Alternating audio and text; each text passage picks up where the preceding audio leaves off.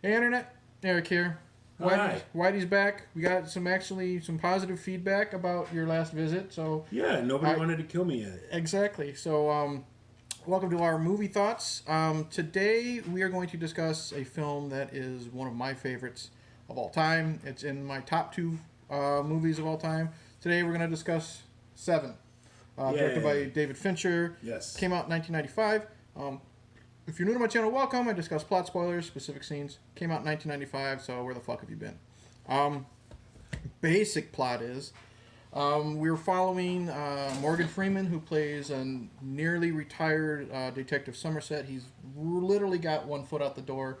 His replacement is Brad Pitt, and he's waving to these cameras over. Yes. Yeah, just so you know, 4 cameras running. he's live on his channel, so he will be easily distracted by like the blinking lights and stuff like Kittens. that. Yeah, but Morgan Freeman's one foot out the door. His replacement, Brad Pitt, is already hired, and as Morgan's trying to leave, there's some serial killings happening in the ways of the seven deadly sins, which we'll get into in our review.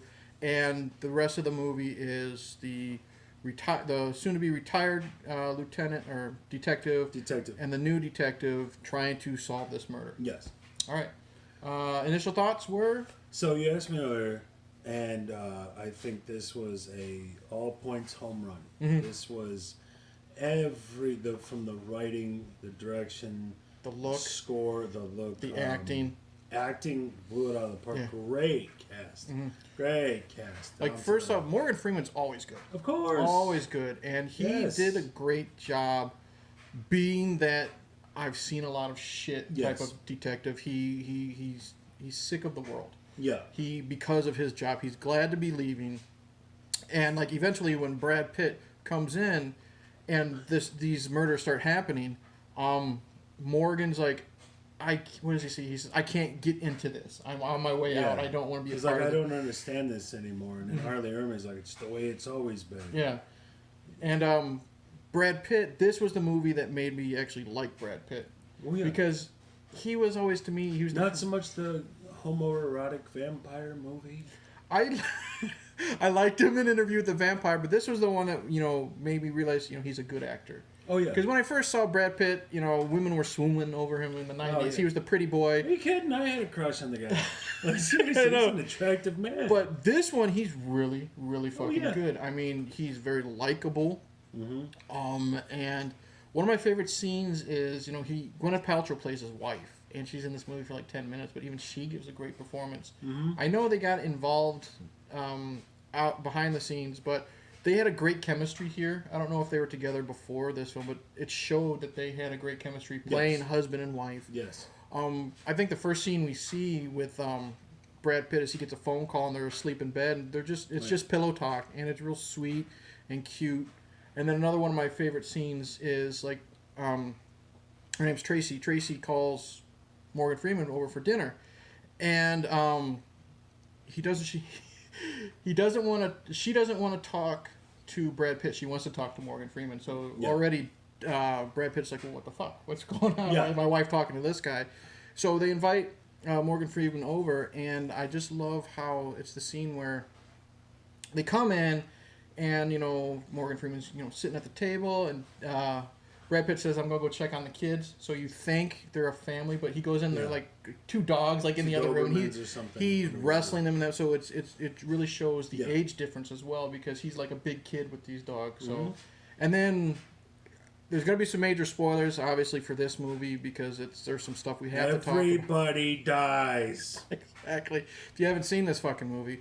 But Brad Pitt goes from that performance to by the end of the film he's wrecked, and it's believable. It's not over the top, and when we get to that scene we'll talk about it. I said Gwyneth Paltrow was great. Arlie Ermey's in this for maybe 10 minutes, but he steals the fucking show. Absolutely, like he always does. Every time he's in front of the camera. And who's the guy from Scrubs who's in this? It's I always forget his name. It's something. He's the asshole doctor. And he was in Point Break. Yeah.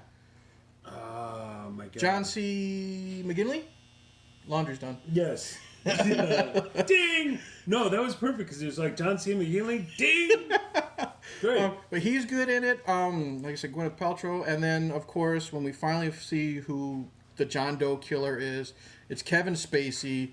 And Kevin Spacey's in this movie for like 20 minutes. Oh, but real quick, the guy who killed your boy in real life. Mackie, the actor who shot the crow. The guy who shot Brandon Lee is in this. Yes. Whose name? We have all our phones going. Normally we'd look this shit up, but we have all our technology. There's lots of every performance in this film is really great. Good. Yes. But Kevin Spacey in 20 minutes of film time. Yeah. He is one of those villains that you don't want him to win, but you do. But you're like, you can understand. There's something about this guy. What he's doing is wrong, of course. But you can understand his motivation. You can see where he's coming from. Society is because he hates so the world as well, depraved. and he wants people to. Well, he's picking the 7 deadly sins, but he's like, these people have so much going for them, and they're abusing it or something like that. Like the gluttony.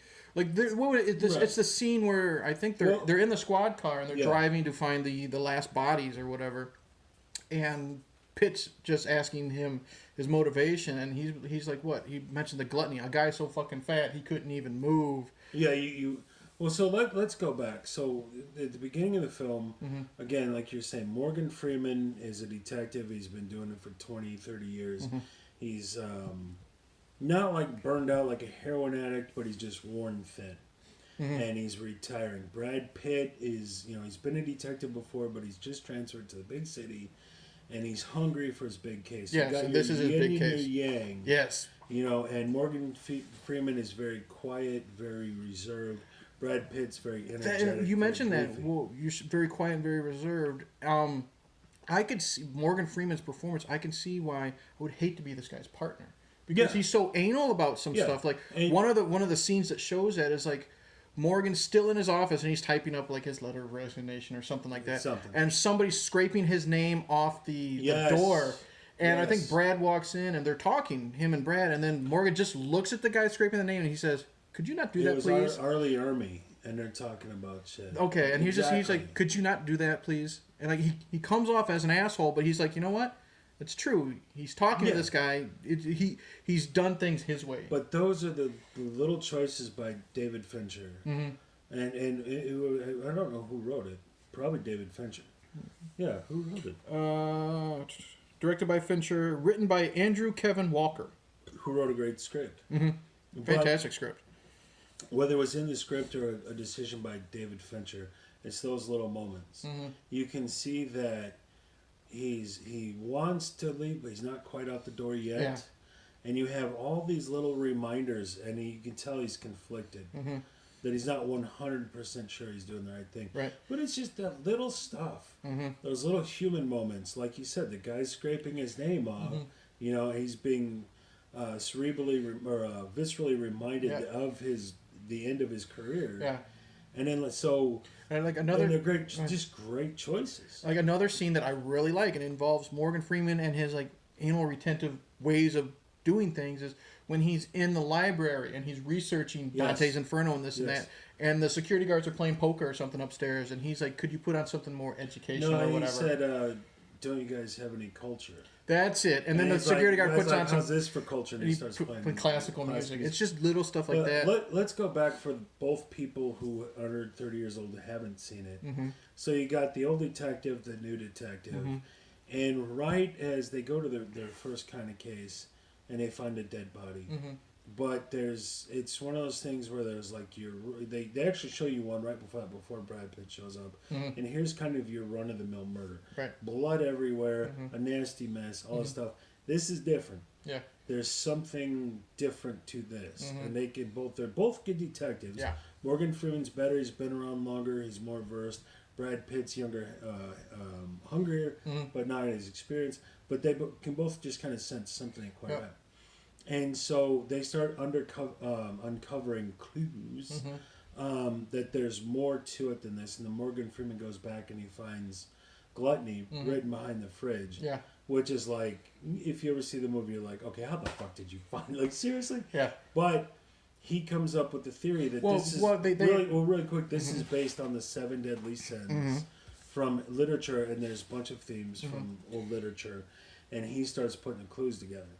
And so, but I mean, and that's where we start getting. So just so you know, when we talk about the 7 deadly sins, there he goes to the library. He's going through old literature to find what's the killer's motivation, who's gonna be next, and all that kind of stuff. And so it's a mystery as you're going along. You're trying to figure out who's doing this and what's the motivation behind it, and they of course don't know who it is. Yeah, and then what I was saying is you were wondering how the fuck did he know that Gluttony was behind the fridge? Yes. It goes back to his detective skills because when they did the autopsy, they found certain things, and I don't want to ruin too much of the movie. Well, we already did. Fucking everybody died. Okay, that's true. So what happens is he finds wood chips inside the guy's stomach. Well, yeah, it's not wood chips, but it's chipping from the tile. Yeah. It's chipping from the tile where the guy pulled the fridge out. And then the killer took those little slices of tile that got cut up under the fridge and fed it to the. And that's great because it shows how Morgan Freeman's kind of like this Sherlock Holmes to me. Yeah. And then it's Brad great. Pitt's a young Dr. Watson. And what I like about Brad Pitt is he respects Freeman, but there's this scene where they realize, okay, we got a serial killer. Yeah. And Arlie Ermy, who's their supervisor. Yeah. Okay, and Freeman says, I can't get into this, and then Brad Pitt says, you know what? You're going to knock over the phone. Oh, good job. Good for you. Yeah, good for you. Better? Yeah, fine. Sorry, we were at a really Dutch angled. But Brad Pitt says, you know what? Fine. Fuck him then. No offense, but fuck him. Oh, really quick, everybody over here, I'm on all 3 channels, so if you don't like the angle, we're on Volt Party and Why You White Guys Show and Politics. Sorry. Like I said, blinking lights. Kittens! But anyways, it shows the 2 different generations as well. Sure. And David Fincher does a really good job in this film of making you feel dirty. No, yeah. This film is so disgusting. The way these people die is not just that. He does a good job of making the city look bleak, and it's always fucking raining, and it's always dark. And that's something I'm pointing out. We did this before years ago on the channel that I killed with 2 rounds in the back of the head, like old Yeller and shit. But it's also parallel to Dante's Inferno, and in Dante's Inferno you have the 9 layers of hell, and it starts out with more light, and it's still rainy, but as you find more crimes, more deaths, and more clues, they're visually descending. Always going downstairs to lower levels. Yeah, and it parallels, especially like the lust. Yes, and so again, like it parallels all the characters and the types of people and Dante's Inferno very closely. So visually, and this is David Fincher's brilliant at this. He's not just telling you this stuff in dialogue. He's visually showing you these things, and it's really powerful how he does it. So this is not just a horror slasher film. There's a lot of death and misery in it. It's very poetic. Yeah. And very, very tastefully well done. And it's such a weird blend of these very human moments and everything. And poetry is what's going on. And yet it's so still disgusting. dirty and disgusting. You do feel like you want to take a shower after. It's like, and that's how the movie starts. Like during the opening credits, when you see John Doe or Kevin Spacey writing in his journal, and then like it's cut to this thing, and then it's cut to him like cutting his fingers, because that's why they can't find fingerprints. Because he cut off the skin on his fingers. Or did he cut it off, or was he burned it with acid? No, he razor blades. He razor blades it off, and then and then it's cut to this, and then it's like just making you feel uncomfortable in the beginning of this film, so you know what you're getting into. I think it's a 9 Inch Nails song. Opening frame, you know you're getting into a fucking misery of a movie. And then when there's so much good in this film. Like there's a scene where a photographer takes a picture of Brad Pitt, and Brad Pitt says, "Hey, fuck off," and then he gives his name. Here's my name, Detective Mills, and he spells it out for her. And then they find out where John Doe lives. They break in, and then like, oh shit, they find a picture of David Mills shooing off the photographer. So they're like, great. He knows who I am. He knows my name. So, and that what leads us to the end of the film, which we already warned about spoilers, but it's going to be talked about. They're being taken out to this big field for the last kill, and we find out the last last victim was last victim. his wife Tracy. Like, And what's in the box? But the thing is, what was great, and this is also a Fincher thing, is it's basically a Mexican standoff. He wants Mills to do the wrath kill. Yeah. You know, killing John Doe. He mentioned that, it's, your wife's head in the box, and Morgan Freeman's trying to talk him down and don't do this, and you don't know what David's going to do, Brad Pitt's going to do, until Fincher decided to throw in a picture of Gwyneth Paltrow, and it blinks like that. So that's what's going through Brad Pitt's mind, and then boom, takes him out. And Pitt just had this, like I said, he had this look of pain on his face. Like, he could have, done the sobbing thing. He could have done, the looking at the sky and yelling. But that wouldn't be him. Right, but that's what showed me how good this guy can actually act, because he looked worn. He was tearing up. He wasn't like bubbling and sighing or anything. But once he saw that flash of Gwyneth Paltrow in his head, his eyes were dead. Yeah, and it was perfect. He took him out and he shot him some more, and then he just kind of looks. I think he throws his gun to the side or something like that, and then it ends on Morgan giving a speech, and you see Mills in the police car being taken away, and he's dead. He's looking out into the distance like there's nothing there, and like I said, that choice of Fincher to throw in that flash of Gwyneth Paltrow was just like the icing on the cake, and in an intense scene that just made it more intense. This is a film that in the wrong hands could have gone horribly wrong, and it was in the right hands in the greatest way possible. Every single detail, the look of the world, the actors chosen, all those little human moments. Yeah. It was so like you mentioned when the very first scene, Brad Pitt and Gwyneth Paltrow are in bed. You can tell they love each other. Yeah, like it's pillow talk, and she cleans like the eye crusties out of his face. You get the information. They love each other. They want to be together. But he's got to go play cop, and he's dedicated to her, but he's dedicated to his job to improve the world. And so you can see that they're getting strained and they're getting pulled apart from where to go. And there's just those little choices. And just 2 minutes, you get a lot of information fast about who these people are, and the writing's important, how you shoot the scene's important, and those performances are very important. You don't have a lot of time with Gwyneth Paltrow. No. So you have to 10 minutes if that. You have to care about their relationship. And you do. Fast. And those two actors made it work beautifully. And she has a good rapport with Morgan Freeman as well. Absolutely. As brief as it is. So in the end, we both, as you can tell, highly recommend Se7en. Absolutely. Like I've said, it's in my top 2 films of all time. I absolutely love this film. It doesn't lose its impact with its multiple watchings. It is timeless. Exactly. This is one of the rare few films. And another one like it, Young Guns, we'll talk about in a moment. Yep. There's, I can't recall, I was just watching something else the other day. Oh, fuck, what just happened? I don't know. I was just watching, I think it was Sneakers, and there was a lot of stuff about computers in it. And I was looking at the computer software going, oh my God, 1990 something, and it was shit stuff. I'm like, oh my God. And so some things like, oh Jesus, look at those computers, look at the cars, all this stuff. Se7en, you can watch it 100 years from now, and you will still get the same impact from it. Absolutely. Yep. So that's it for this episode. So subscribe, comment below, all that stuff. Okay. Thank you for watching. Check out the Whitey the White Guy show. I will put links in the description below. Tell us what you want us to watch. We're going to have some more movies that he actually enjoys talking about. We might throw in some movies that he doesn't. But yep. Oh, yeah, like Howard the Fuck. Yeah. Howard the Duck. And anyways, thanks for watching. Cheers. Oh, yeah, good journey. Yeah, we'll do that. Good journey. I'll explain that sometime. One of these days. Yep. One of these days. Later. We're staying on my stuff, you guys. Blinking lights. We're still doing my channels. Blinking lights.